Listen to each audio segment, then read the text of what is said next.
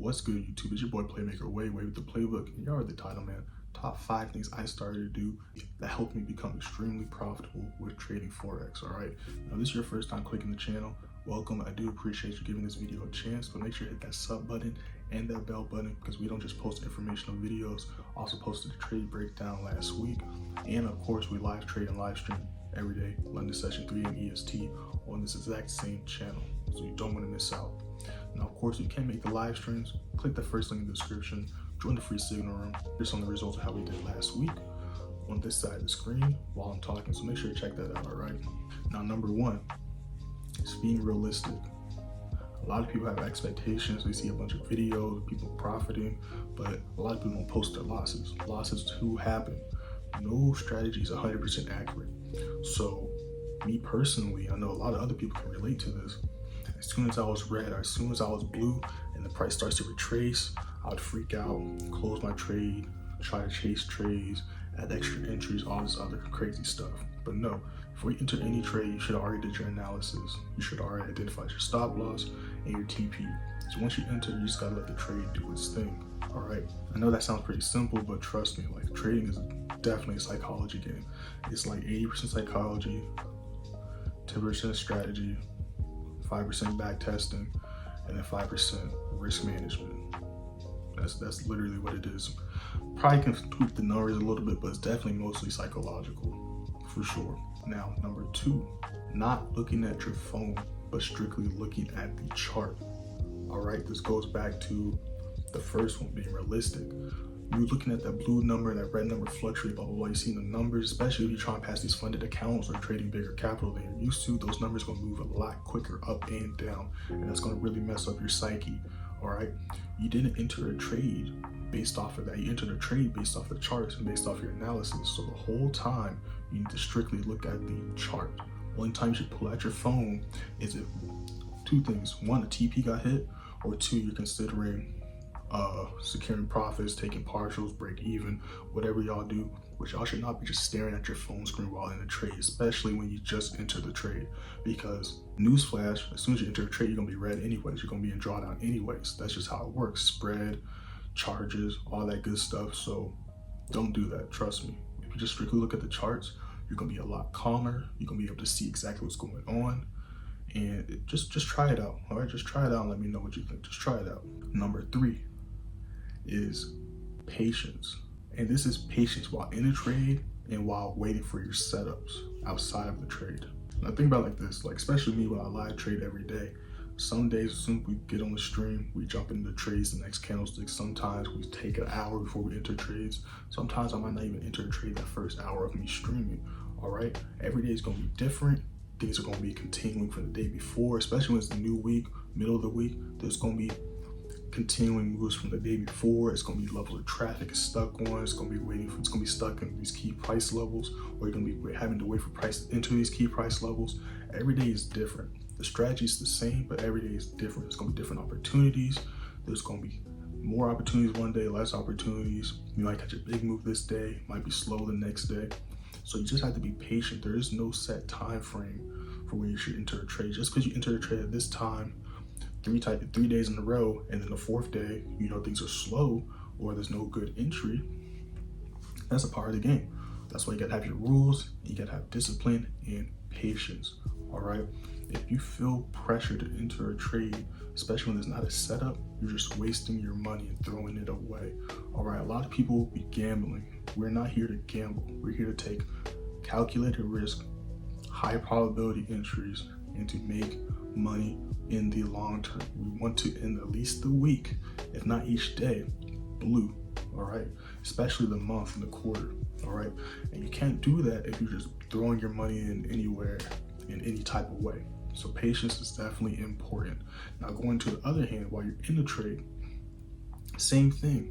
Volume's gonna be different every day. There could be news going on, there could be events going on, there could be some economic stuff going on that you don't know about, or like I said before, depending on the day and the level of traffic and all that other stuff, it could be stuck or finishing a move from the day before. Let's be honest here. Who are we to say how long a trade should take. Just because it took maybe 30 minutes one day, 4 hours another day, hour another day for the full trade to do its thing, doesn't mean it's going to be like that every day.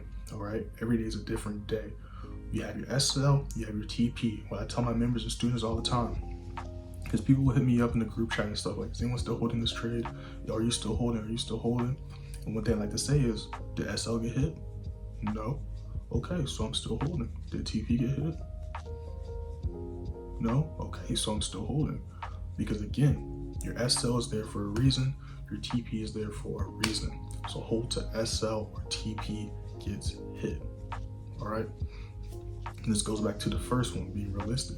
Don't be scared of losing. Scared money don't make no money. And again, it's going to go into some other tips later on in the video. I don't want to get ahead of myself, but again, just stay calm, look at the charts, trust your analysis, and let the charts do what it do. All right, you should not be scared to lose a trade. You should not be scared to lose a trade. If you're scared to lose a trade, you're going to be scared to enter a trade. And if you're scared to enter a trade, you're going to miss out on some money and some pips. Trust me, I've been there, done that. Number 4, do not chase a trade. Do not chase a trade. Now, those that have been here for a minute, they'll see on my live streams all the time. Do not chase a trade. All right, how many times have you seen a move happen and you missed the ideal entry, and instead of patiently waiting for a retracement that happens 9 times, 8 times out of 10, you enter the trade. As soon as you enter the trade, what happens? Boom, price retraces on you. And then what are you telling yourself? Dang, I should have waited. I knew that was going to happen. I should have waited. But why didn't you wait? Because FOMO. All right, never chase a trade. Stick to your rules. And if you miss that opportunity, simply go into another chart, look at another pair, because there's opportunities everywhere. Again, on my live streams, people see it all the time.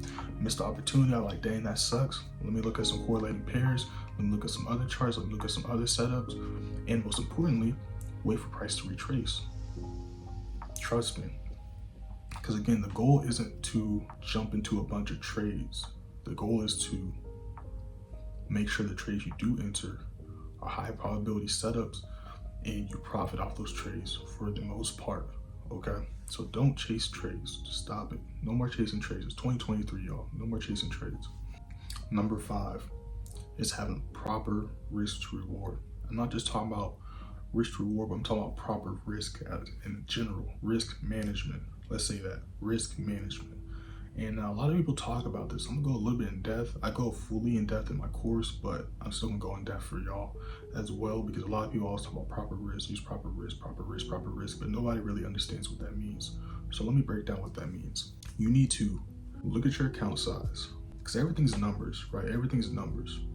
Pips are numbers, the values are numbers, you know, everything is numbers, right? The amount of money we're risking is numbers. So you need to just sit down, do some simple math. Think about what your account size is and what percentage you're okay with risking per trade. Now, I tell people in the free signal room and my members personally only to risk 1 to 5% of your account per trade. 1 to 5%. So now you need to figure out what is 1% of your account, what is 5% of your account. And whatever that number is, this goes back to number 1, tip number 1, face reality. That is how much you need to risk per trade. You do not need to risk any more than that number that pops up per trade.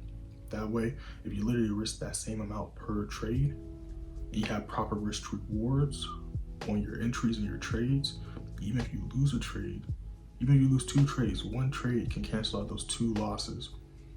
Or even if you lose 2 trades, that 1 good trade with a good risk reward, because you still risk the same percentage each trade, can make you be up for the week. Just think about that. Everything comes down to simple math. You gotta really have a plan. You don't need to just jump in trades. You don't need to do what I used to do and a lot of people do is, oh, if I put this lot size in, then I can make this amount per pip. But guess what? You can lose that same amount per pip, and not every strategy is 100%. So that's why you gotta take these precautions. Like I said before, we're not gambling here. We're taking calculated risk with high probability trades and high probability setups. So you need to risk the same amount. Because again, this is a week by week, month by month thing. So you need to risk the same amount every day, same percentage.